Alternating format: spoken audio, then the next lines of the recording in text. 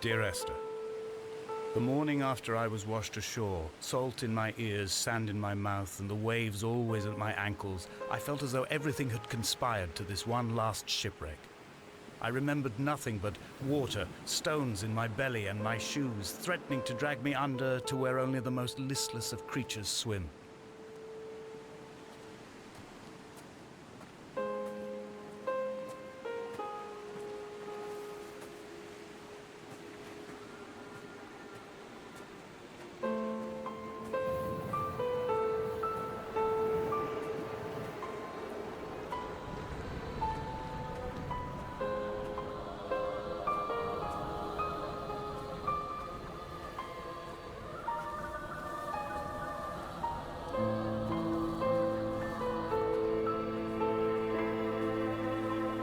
Donnelly reported the legend of the hermit, a holy man who sought solitude in its most pure form. Allegedly, he rode here from the mainland in a boat without a bottom, so all the creatures of the sea could rise at night to converse with him. How disappointed he must have been with their chatter. Perhaps now, when all that haunts the ocean is the rubbish dumped from the tankers, he'd find more peace. They say he threw his arms wide in a valley on the south side, and the cliff opened up to provide him shelter. They say he died of fever 116 years later. The shepherds left gifts for him at the mouth of the cave, but Donnelly records they never claimed to have seen him. I have visited the cave and I have left my gifts, but like them, I appear to be an unworthy subject of his solitude.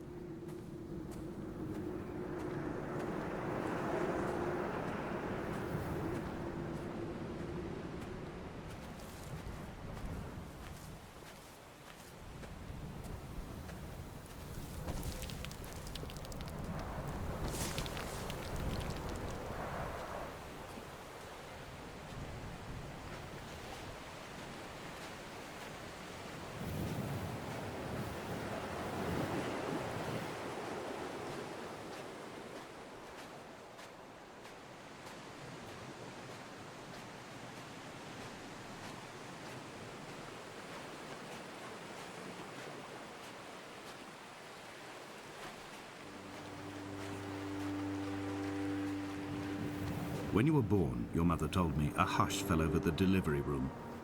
A great red birthmark covered the left side of your face.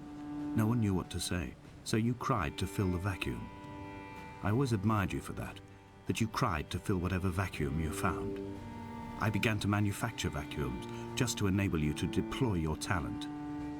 The birthmark faded by the time you were 6 and had gone completely by the time we met, but your fascination with the empty and its cure remained.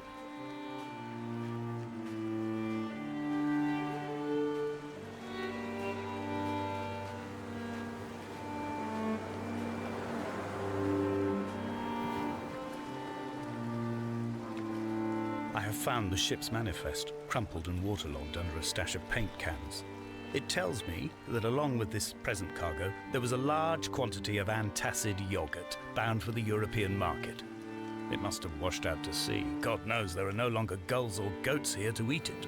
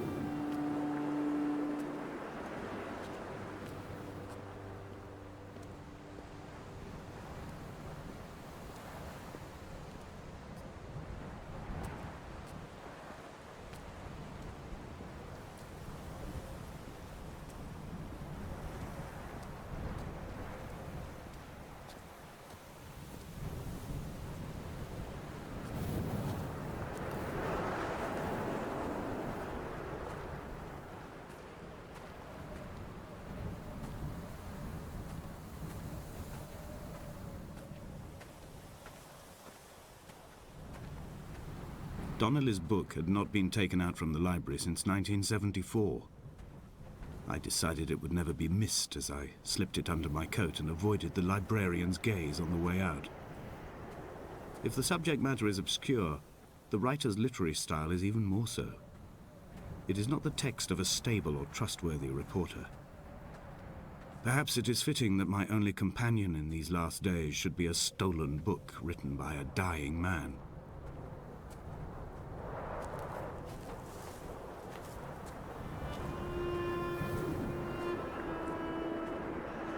When someone had died or was dying, or was so ill they gave up what little hope they could sacrifice, they cut parallel lines into the cliff, exposing the white chalk beneath. You could see them from the mainland or the fishing boats, and know to send aid or impose a cordon of protection, and wait a generation until whatever pestilence stalked the cliff paths died along with its hosts. My lines are just for this: to keep any would-be rescuers at bay. The infection is not simply of the flesh.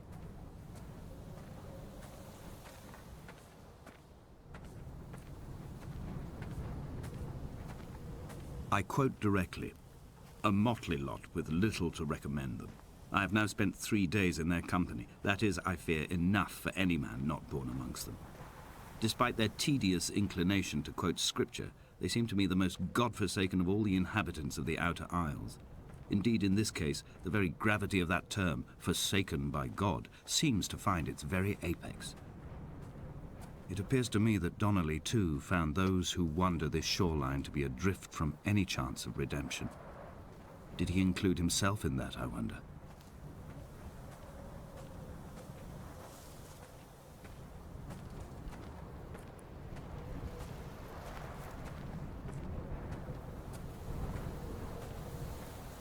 Dear Esther, I met Paul. I made my own little pilgrimage. My Damascus, a small semi-detached on the outskirts of Wolverhampton. We drank coffee in his kitchen and tried to connect to one another. Although he knew I hadn't come in search of an apology, reason or retribution, he still spiraled in panic, thrown high and lucid by his own dented bonnet. Responsibility had made him old. Like us, he'd already passed beyond any conceivable boundary of life. I would leave you presents outside your retreat in this interim space between cliff and beach.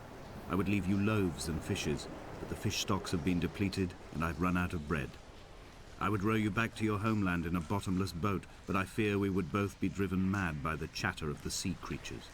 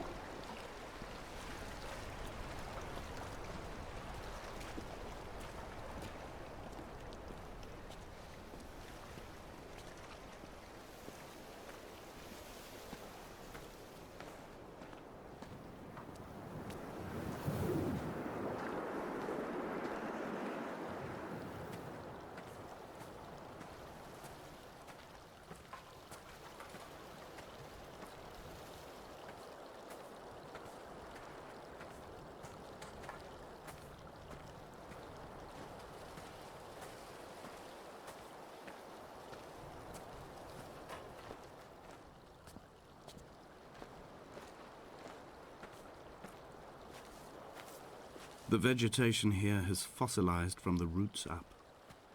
To think they once grazed animals here, the remnants of occupation being evidence to that. It is all sick to death. The water is too polluted for the fish, the sky is too thin for the birds, and the soil is cut with the bones of hermits and shepherds. I've heard it said that human ashes make great fertilizer, that we could sow a forest from all that is left of your hips and ribcage, with enough left over to thicken the air and repopulate the bay.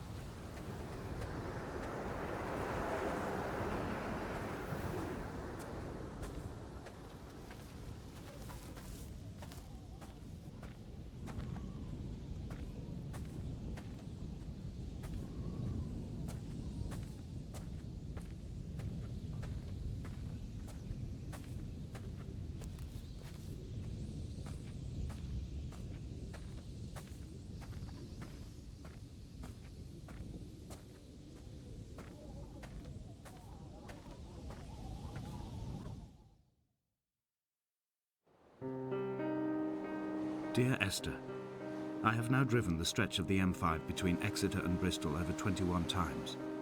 But although I have all the reports and all the witnesses and have cross-referenced them within a millimetre using my ordnance survey maps, I simply cannot find the location. You'd think there would be marks to serve as some evidence. It's somewhere between the turn-off for Sanford and the welcome brake services. But although I can always see it in my rear-view mirror, I have as yet been unable to pull ashore.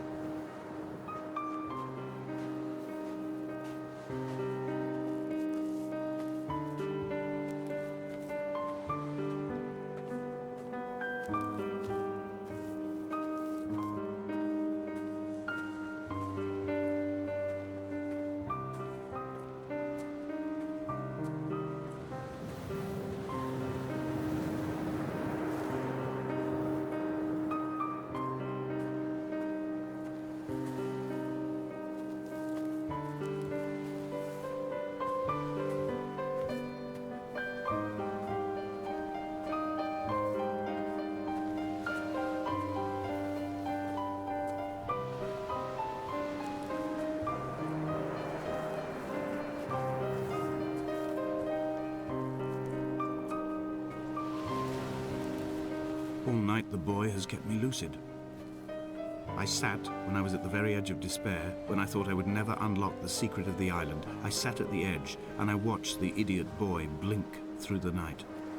He's mute and he's retarded, and he has no thought in his metal head but to blink each wave and each minute aside until the morning comes and renders him blind as well as deaf mute. In many ways, we have much in common.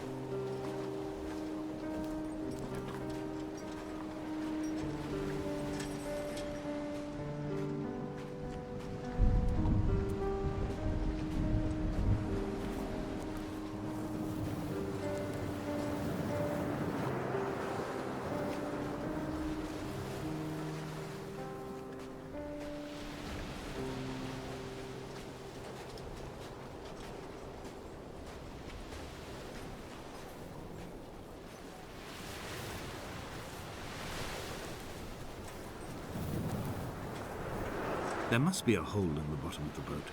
How else could new hermits have arrived?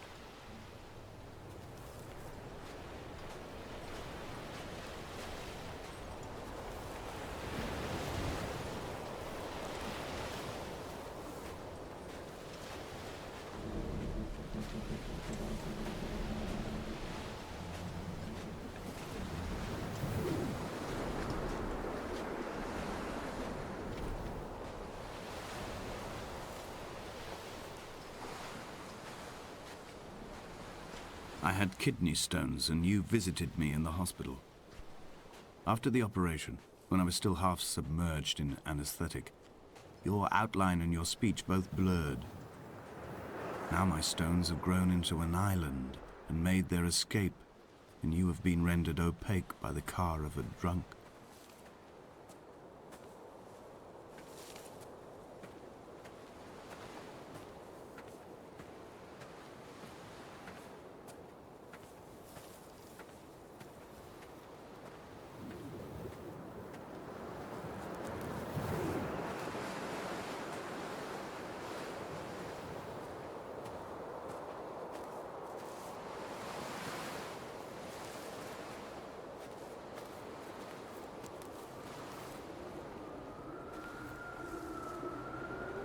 When I first looked into the shaft, I swear I felt the stones in my stomach shift in recognition.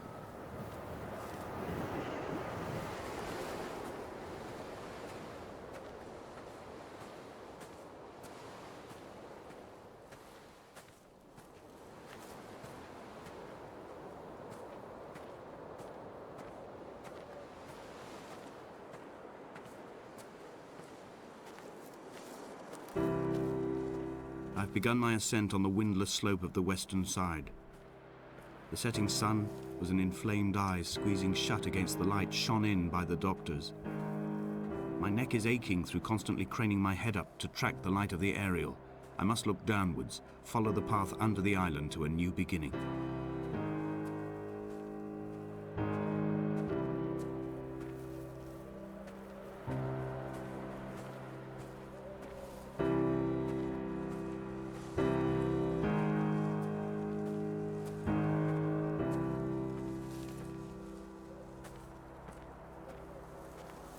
The bothy was constructed originally in the early 1700s. By then, shepherding had formalized into a career. The first habitual shepherd was a man called Jakobsen, from a lineage of migratory Scandinavians. He was not considered a man of breeding by the mainlanders. He came here every summer whilst building the bothy, hoping eventually that becoming a man of property would secure him a wife and a lineage. Donnelly records that it did not work. He caught some disease from his malcontented goats and died 2 years after completing it. There was no one to carve white lines into the cliff for him either.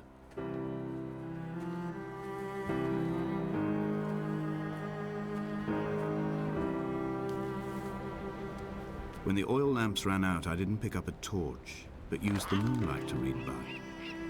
When I've pulled the last shreds of sense from it, I will throw Donnelly's book from the cliffs and perhaps myself with it. Maybe it will wash back up through the caves and erupt from the spring when the rain comes, making its return to the hermit's cave. Perhaps it will be back on the table when I wake. I think I may have thrown it into the sea several times before.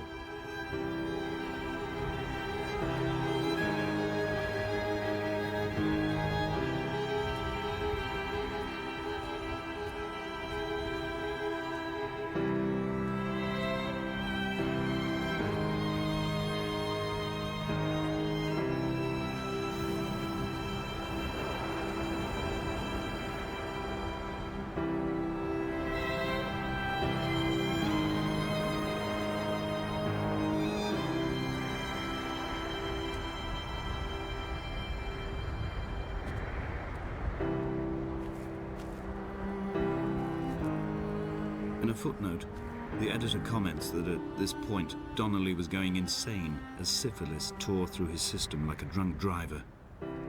He's not to be trusted. Many of his claims are unsubstantiated, and although he does paint a colourful picture, much of what he says may have been derived directly from his fever. But I've been here, and I know, as Donnelly did, that this place is always half imagined. Even the rocks and caves will shimmer and blur with the right eyes.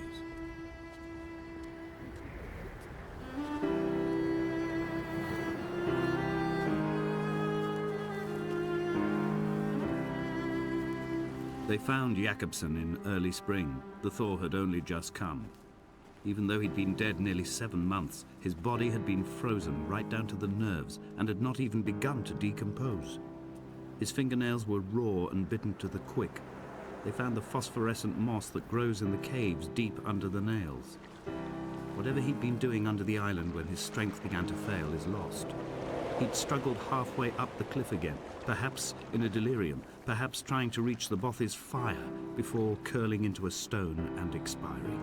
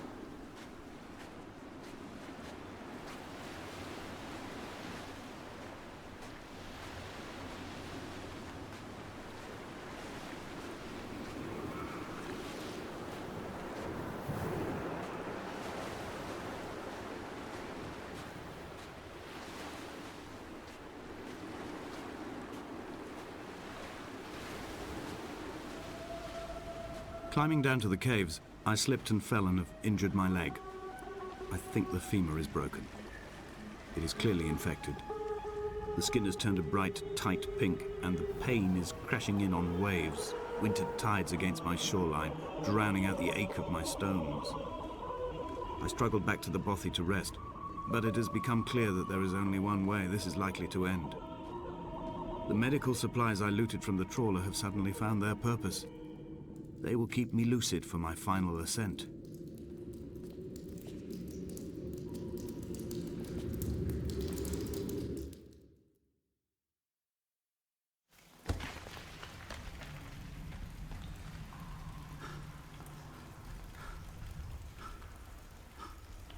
Donnelly did not pass through the caves. From here on in, his guidance, unreliable as it is gone from me. I understand now that it is between the two of us, and whatever correspondence can be drawn from the wet rocks.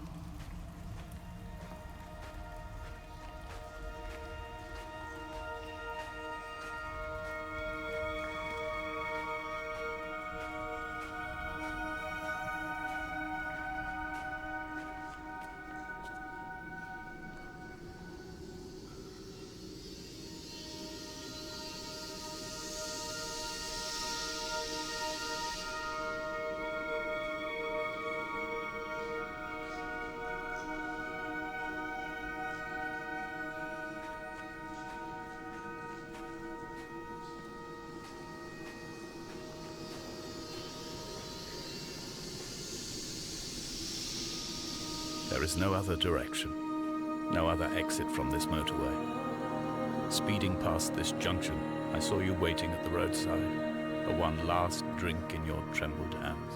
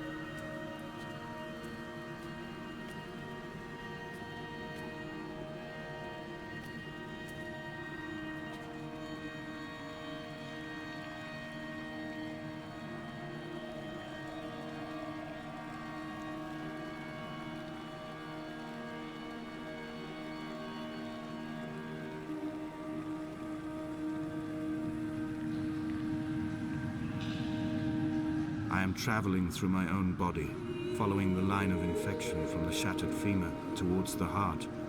I swallow fistfuls of painkillers to stay lucid. In my delirium, I see the twin lights of the moon and the Ariel shining to me through the rocks.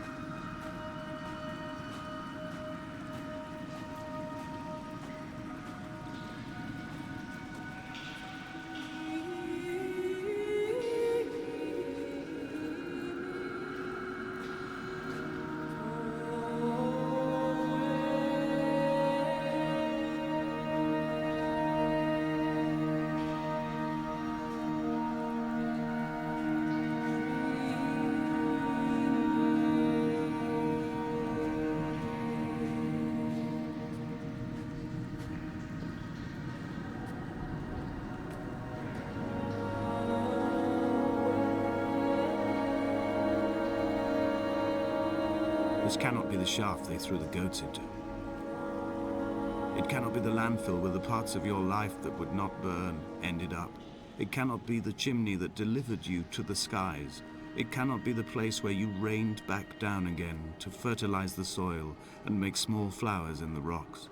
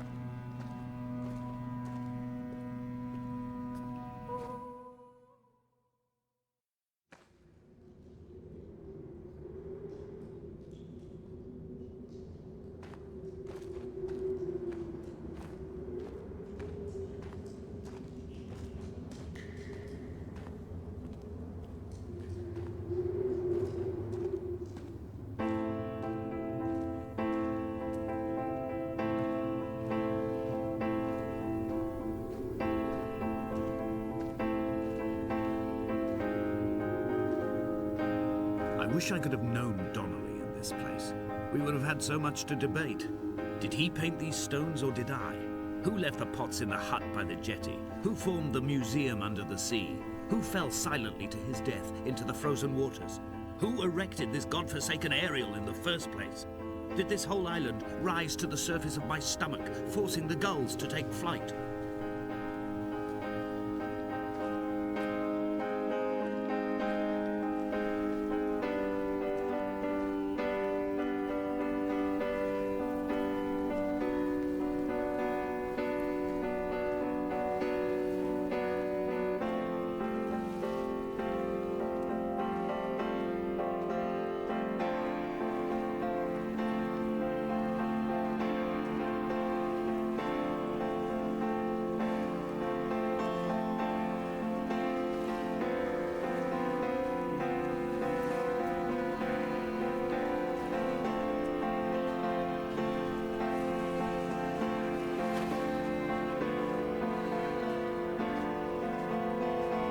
Dear Esther, I find each step harder and heavier.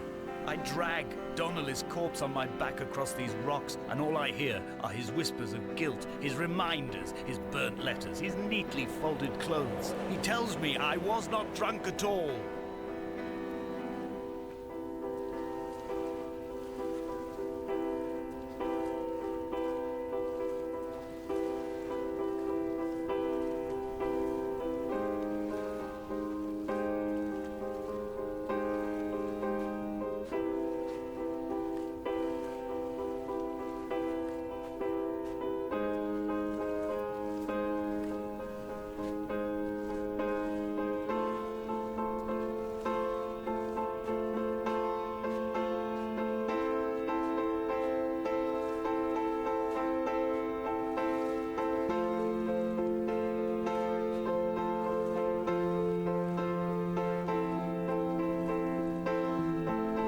There were chemical stains on the tarmac, the leak of air conditioning, brake fluid and petrol.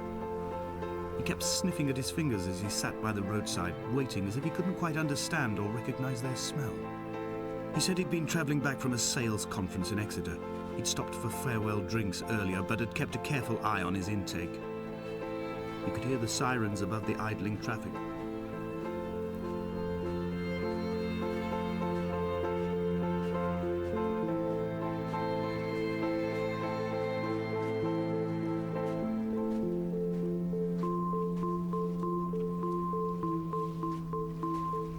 From here, I can see my armada. I collected all the letters I'd ever meant to send to you, if I'd have ever made it to the mainland, but had instead collected at the bottom of my rucksack, and I spread them out along the lost beach. Then I took each and every one, and I folded them into boats.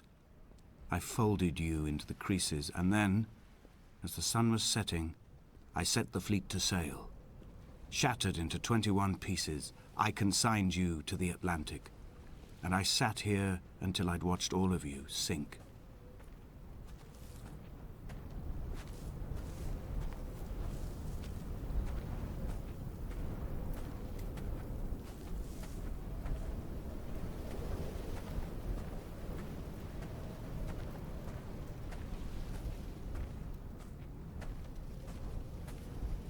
I will drag my leg behind me.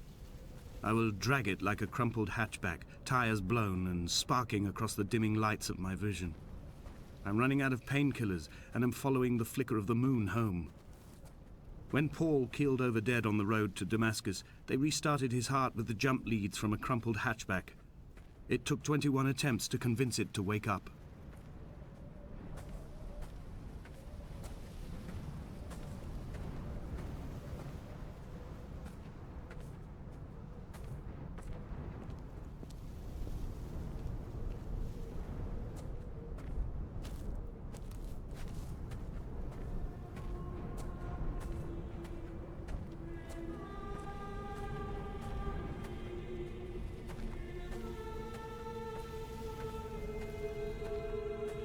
I've begun my voyage in a paper boat without a bottom.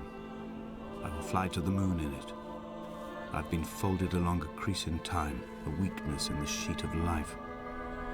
Now you've settled on the opposite side of the paper to me. I can see your traces in the ink that soaks through the fibre, the pulped vegetation. When we become waterlogged and the cage disintegrates, we will intermingle. When this paper aeroplane leaves the cliff edge and carves parallel vapor trails in the dark, we will come together.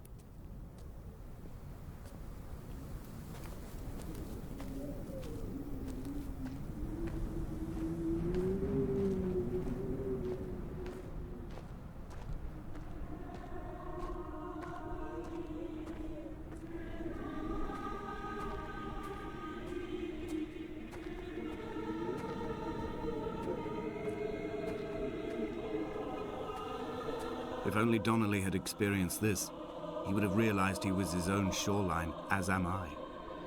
Just as I am becoming this island, so he became his syphilis, retreating into the burning synapses, the stones, the infection.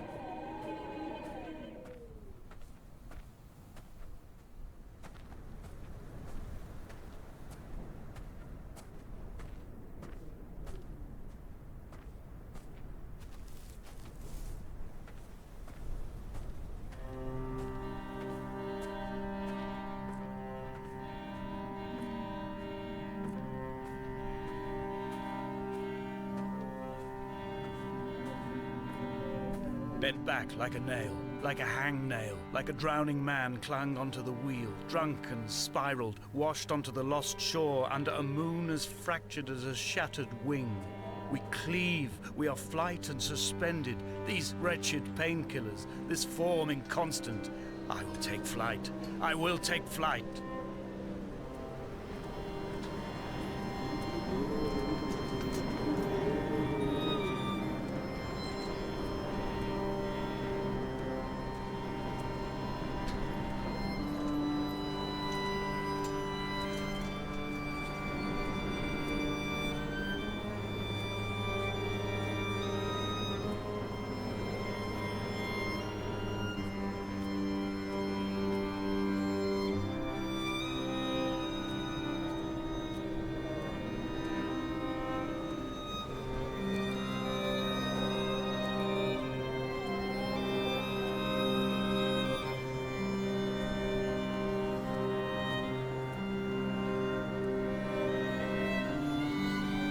Blind with panic, deaf with the roar of the cage traffic, heart stopped on the road to Damascus, Paul sat at the roadside hunched up like a gull, like a bloody gull, as useless and as doomed as a syphilitic cartographer, a dying goat herd, an infected leg, a kidney stone, blocking the traffic bound for Sanford and Exeter. He was not drunk, Esther. He was not drunk at all. All his roads and his tunnels and his paths led inevitably to this moment of impact. This is not a recorded natural condition. He should not be sat there with his chemicals and his circuit diagrams. He should not be sat there at all.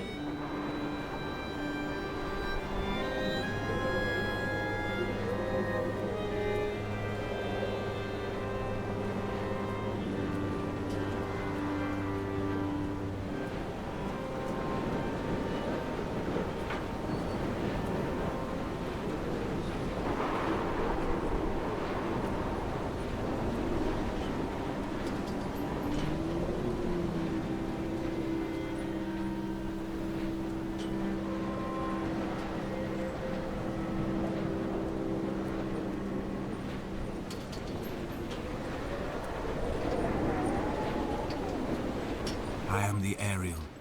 In my passing, I will send news to each and every star. Dear Esther, I have burned the cliffs of Damascus. I have drunk deep of it. My heart is my leg and a black line etched on the paper all along this boat without a bottom. You are all the world like a nest to me. Eggs unbroken form like fossils, come together, send small black flowers to the air. From this infection, hope. From this island, flight. From this grief, love.